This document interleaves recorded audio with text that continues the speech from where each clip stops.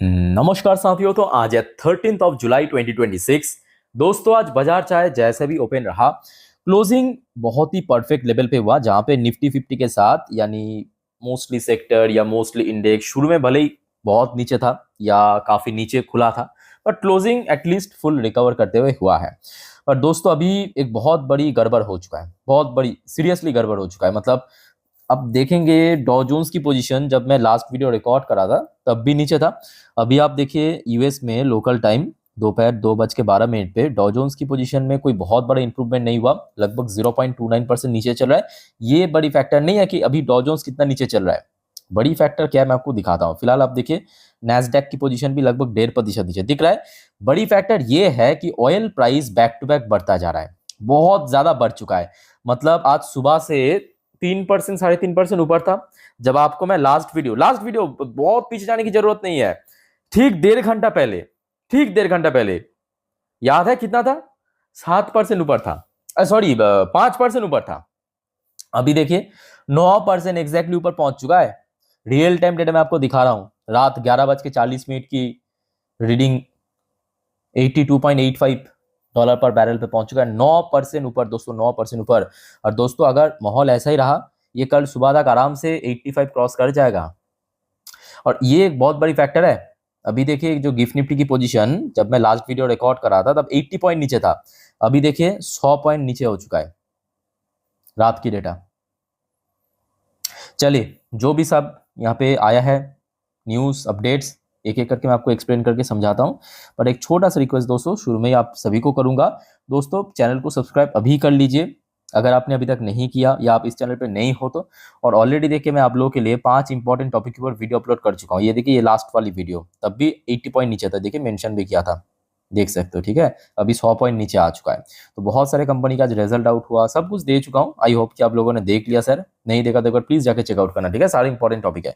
अच्छा अब आइए ऑयल प्राइस में क्यों सडनली 9% बढ़ गया, मैं आपको समझाता हूँ।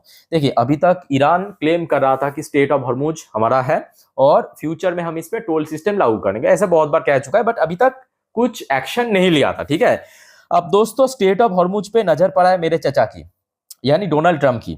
ट्रम्प सीधा सीधा डिक्लेयर कर दिया है कि ट्रम्प से US will be guardian of state of Hormuz, impose 20% cargo Levi, मतलब 20% टैक्स। समझ पा रहे हो? सबसे पहले तो डोनाल्ड ट्रम्प ने क्लेम किया कि यूएस जो है स्टेट ऑफ हॉर्मुज की गार्जियन होके रहेगा फ्यूचर में, और वहां से जितने भी कार्गो शिप गुजरेगा, मान लीजिए कि $1 बिलियन की कार्गो गुजर रहा है फॉर एग्जाम्पल, अलग अलग शिप, कोई छोटा शिप है उसमें मान लीजिए कि $100 मिलियन की सामान जा रहा है, तो उसके ऊपर 20% टैक्स देना पड़ेगा यूएस को। अगर कोई बड़ा शिप जा रहा है जिसमें लगभग मान लीजिए कि $10 बिलियन की कुछ सामान है एक्सपेंसिव, तो उस पर उस हिसाब से टैक्स देना पड़ेगा। अच्छा एग्जैक्टली ट्रम्प ने क्या कहा मैं आपको पहले समझाता हूं, उसके बाद हम एक्सप्लेन करेंगे। ठीक है, देखिए US president Donald Trump on Monday आज claim the United States was taking over the strategically vital state of Hormuz from Iran. तो सबसे पहले यूएस प्रेसिडेंट डोनाल्ड ट्रम्प ने क्लेम किया कि ईरान से हम टेक ओवर कर लिया state of Hormuz, accused the Tehran of backing out of an agreement reached with Washington and said US would act as the guardian of the key global oil shipping route। दोस्तों इस बारे में आप लोगों का क्या ओपिनियन है? देखिए जैसे कि आपको मैं इसके पहले भी कहा था कि स्टेट ऑफ हॉर्मुज किसी की पर्सनल प्रॉपर्टी नहीं है, किसी की पिताजी की प्रॉपर्टी नहीं है। ठीक है, जब ईरान ने भी सेम क्लेम किया था कि हम फ्यूचर में टोल सिस्टम बिठाएंगे, तब भी इस चीज की विरोध मैंने किया था। आज भी मैं कहूंगा ये सही नहीं है।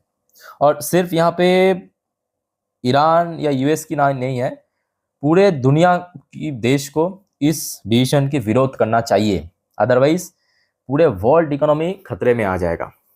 ना ईरान मेरा है, ना यूएस मेरा है, कोई मेरा नहीं है। मेरा है मतलब मेरा देश है, सिंपल बात।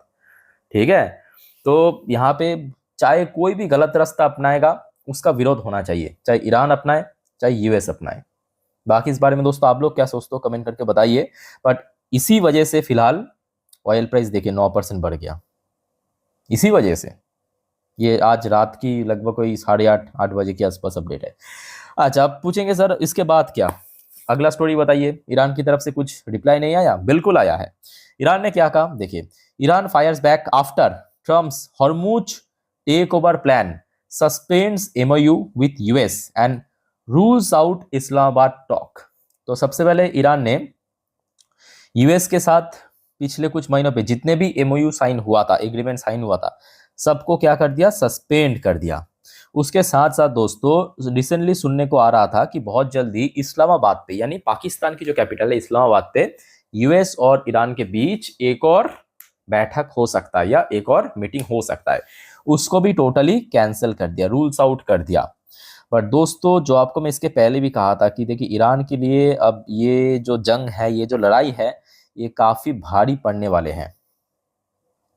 क्योंकि यूएस अभी कहाँ पे हमला कर रहा है पता है? यूएस अभी उन सब जगह पे हमला कर रहा है जहां पे ईरान की सर्वाइवल रिस्क आ जाएगा। मेरे बात को थोड़ा सा दिमाग से सोचने की कोशिश करना, इमोशनली नहीं, भावनाओं में आके कुछ सोचना मत, लॉजिकली या फैक्चुअली समझना।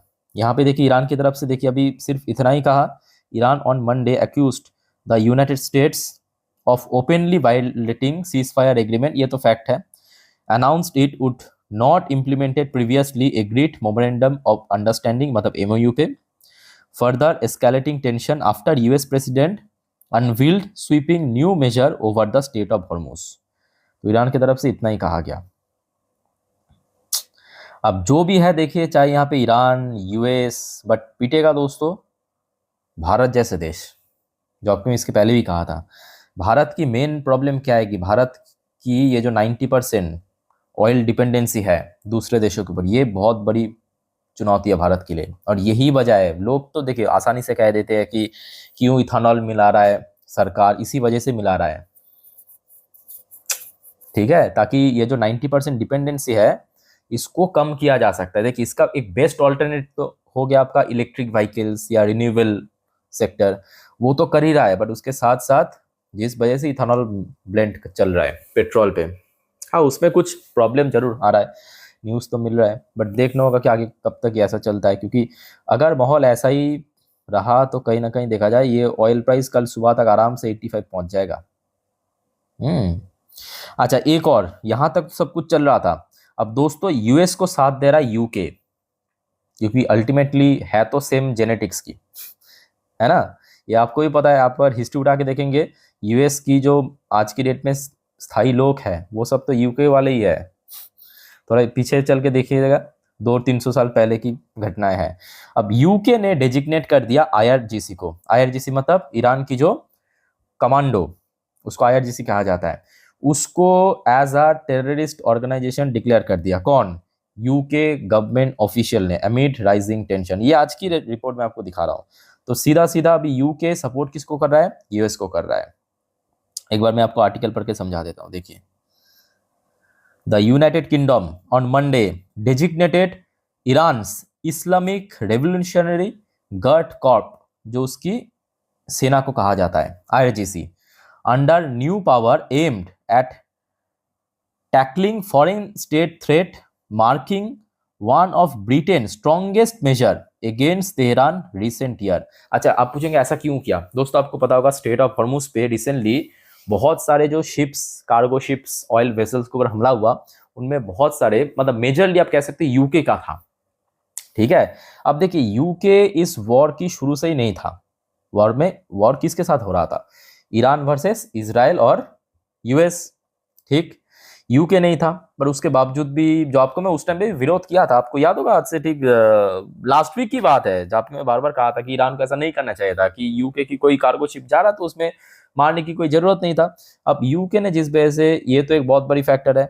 अब सुनने को ये भी आ रहा है कि ईरान की जो आईआरजीसी है उनके तरफ से बहुत सारे ऐसे साइबर अटैक की घटनाएं भी हुआ है ब्रिटेन के ऊपर। तो ये सब कुछ मिला जुला के यूके ने जो आईआरजीसी है, मतलब जो ईरान की सेना है, उसको डेजिग्नेटेड टेररिस्ट ऑर्गेनाइजेशन घोषित कर दिया। अब आप पूछेंगे इससे क्या होगा? इससे यही होगा कि कोई भी देश की सेना को अगर टेररिस्ट ऑर्गेनाइजेशन घोषित कर देते हैं, यूके, यूएस, ठीक है। अब मेजरली आप देखेंगे जो वर्ल्ड बैंक, आईएमएफ, ये जो बड़े बड़े संस्था है, ठीक है, ये कहाँ की है, ये सब यही जगह की है। मेन जो हेड है, चीफ है, सीईओ है, सब यही कहीं है। तो ऐसा फ्यूचर में फंडिंग मिलना मुश्किल हो जाएगा। समझ आ रहा है बात? तो अब इस जंग पे इनडायरेक्टली आप कह सकते हो, डायरेक्टली नहीं, बट यूके भी कूद चुका है। माहौल फिर से गड़बड़ा गया। अच्छा, एक और रिपोर्ट दोस्तों मैं आपको बता देता हूँ। ये भी आज रात की अपडेट है, आज 8:30 बजे के आसपास। ट्रम्प की तरफ से कहा गया, Trump claim Iran Mojtaba Khamenei, मतलब अभी जो सुप्रीम लीडर है, is 90% gone as US Iran conflict escalate. तो बेसिकली ट्रम्प की तरफ से कहा गया कि मुज्तबा खेमेनी, मतलब बेसिकली यहाँ पे ईरान की उद्देश्य में ही कहा है कि ईरान की जो डिफेंस की पावर है वो लगभग 90% खत्म हो चुका है, बाकी बस वैसे ही 10-15% बाकी है, ठीक है। सो उसको, इस चीज को ही पॉइंट आउट करते हुए कहते हुए कहा कि इसके बाद स्टेट ऑफ हॉर्मुज पे हम लोग गार्जियन है, और वहां से जितने भी शिप गुजरेगा 20% हम टैक्स वसूलेंगे। बहुत बड़ी गड़बड़ हो चुका। अब देखना होगा कि कल सुबह कौन सी लेवल पे गिफ्ट निफ्टी खुलते हैं। ये देखिए, अभी जब मैं कुछ टाइम पहले ये वीडियो जब शुरू कर रहा था, अब जरा सोचिए ना, ये वीडियो अभी रिकॉर्ड कितना हुआ, 11 मिनट हुआ है। 11 मिनट पहले कितना परसेंट ऊपर था? 9% ऊपर था। अभी देखिए लगभग 10% के ऊपर पहुंच चुका है। तो मैं आपको क्या गलत कह रहा था कुछ टाइम पहले एकदम शुरू में, कि कल सुबह आराम से 85 निकल जाएगा, 85 आराम से निकल जाएगा। समझ पा रहे हो ना मेरे बात? सो देखना होगा कि कल सुबह किस लेवल पे गिफ्ट निफ्टी या आपके ऑयल प्राइस खुलता है, उसके ऊपर बहुत कुछ डिपेंड करेगा। ये देखिए, कुछ टाइम पहले, ठीक 11 मिनट पहले जब ये वीडियो मैं रिकॉर्ड करना शुरू किया था, 100 पॉइंट नीचे था, अभी 120 पॉइंट नीचे आ चुका है, ठीक है। सो दोस्तों, जो आपको मैं लास्ट वीडियो में कहा था, एक बार याद रखना, कल सुबह मैं अपने इंस्टाग्राम स्टोरी में गिफ्ट निफ्टी की अपडेट दे दूंगा। सुबह मार्केट ओपन होने से पहले आप लोग चेक जरूर कर लेना, ठीक है। लिंक आपको इस वीडियो के ठीक नीचे डिस्क्रिप्शन बॉक्स में मिल जाएगा। अच्छा, फिलहाल दोस्तों इतना ही अपडेट मिला है। फर्दर अगर कुछ जानकारी मिला जरूर मैं आपको इन्फॉर्म कर दूंगा, जैसे कि हमेशा करता हूं। सिर्फ आप फॉलो करते जाइए हर एक वीडियो को, और चैनल को सब्सक्राइब करके रखिए अगर आपने अभी तक नहीं किया तो। बाकी वाइंड अप करता हूं। टेक केयर, बाय बाय, जय हिंद।